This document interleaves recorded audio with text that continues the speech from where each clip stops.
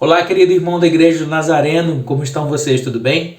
Deus abençoe você que abriu esse vídeo essa manhã. Deus abençoe você que nessa manhã veio ouvir um pouco da parte de Deus. E a gente está fazendo esse devocional, essa meditação diretamente daqui da Eslovênia, no campo missionário que nós estamos, eu e minha esposa, e a gente está refletindo um pouco sobre aquilo que Deus quer falar com a gente, o que Ele tem despertado a gente, principalmente quando a gente fala sobre esse tema que a gente está tratando aí na igreja, que é o medo que nos paralisa.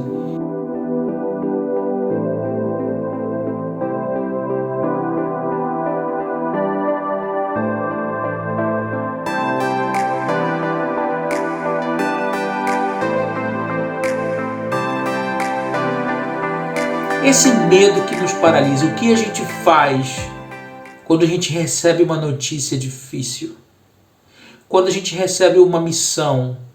Quando a gente recebe uma ordenança do Senhor que parece difícil? Normalmente é comum o ser humano se paralisar diante de uma situação dessa. E hoje eu quero refletir com você sobre uma história bíblica, um momento da história do Evangelho em que uma notícia foi capaz de gerar uma grande revolução. Eu quero refletir com você em Neemias, lá no início do capítulo de Neemias. Vamos partir para Neemias capítulo 1, para a gente olhar rapidinho esse momento da história que fez com que uma notícia, uma pergunta, gerasse uma incumbência e o medo não paralisou Neemias. Vamos olhar junto isso.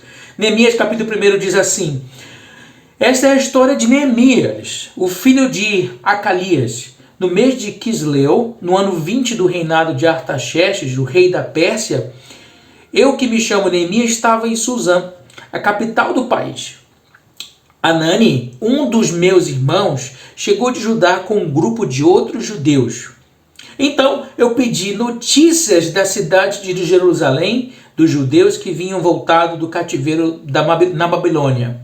Eles me contaram que aqueles que não tinham morrido e haviam voltado para a província de Judá estavam passando por grandes dificuldades. Contaram também que os estrangeiros que moravam ali por perto os desprezavam. Disseram finalmente que as muralhas de Jerusalém ainda estavam caídas e os portões que haviam sido queimados ainda não tinham sido consertados. Quando eu vi isso, eu me sentei e chorei. Essa é a reação humana diante de uma notícia tão difícil. Neemias ele estava vivendo num outro lugar, ele estava vivendo em Suzã, ele estava vivendo bem distante, mais de 200 quilômetros de distância. Neemias estava vivendo num momento confortável da vida dele. Ele trabalhava com o rei, ele era copeiro do rei, estava ali servindo o rei, tinha uma grande posição, ele tinha uma grande influência nesse lugar. E ele estava distante, estava vivendo tranquilamente a vida dele quando ele recebe uma visita. E essa visita muda toda a história. Porque essa visita, Neemias mesmo perguntou, me fala aí como é que está o povo lá, conta para mim as notícias. E quando as notícias vieram, não vieram boas notícias, vieram notícias de que o povo estava sofrendo muito, que ele estava sendo escravizado, em que pese ele ter saído do cativeiro babilônico, eles estavam cativos e escravizados aos próprios medos. Neemias, naquele momento, sentou e chorou. Talvez Neemias, como qualquer um, como eu e você, numa situação dessa, não sabia o que fazer. Mas um momento chave para essa história é quando Neemias, depois de tudo o que aconteceu, ele tem uma ideia. Sabe o que é? Ele cria um plano na cabeça dele. Ele não deixou o medo paralisá-lo. Essa é a parte mais importante. Porque olha só, em seguida ele chega assim e dizer: durante alguns dias eu fiquei chorando e não comi nada. E fiz a Deus uma oração. E no final da oração, ele pede ao Senhor que tenha misericórdia do povo. Neemias não deixou ser paralisado pelo medo.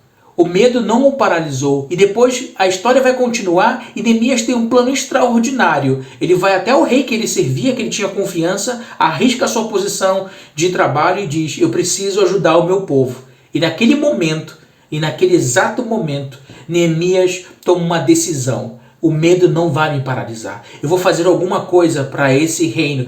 Quando a gente escuta uma notícia difícil sobre um outro povo, sobre uma outra nação que está sofrendo, sobre o evangelho que não está avançando, o que normalmente a gente faz? A gente diz, eu vou orar por esse povo. A gente diz, bom, eu estou aqui, eu estou tranquilo, eu não tenho por que me importar. Ou a gente diz, Senhor, vamos orar, vamos interceder por essa nação. Vamos interceder por esse povo. E é sobre isso que eu quero falar com você, concluindo essa mensagem. Não deixa o medo paralisar você. Ainda que você esteja numa situação de conforto e quando uma notícia difícil chegar, quando uma notícia ruim chegar, se ela chegar, não deixa que o medo paralise você. Faça como Neemias. Apesar dele sentar e chorar, ele orou, traçou planos e ajudou o seu povo. Faça o mesmo. Deixa Deus usar você. Ele tem ferramentas preciosas que Ele colocou em você. Ele deixou em você talentos. Ele deixou em você um chamado. Você tem um chamado. Você tem uma tarefa a ser feita. Então faça isso em nome de Jesus. Deus abençoe você essa manhã onde quer que você esteja.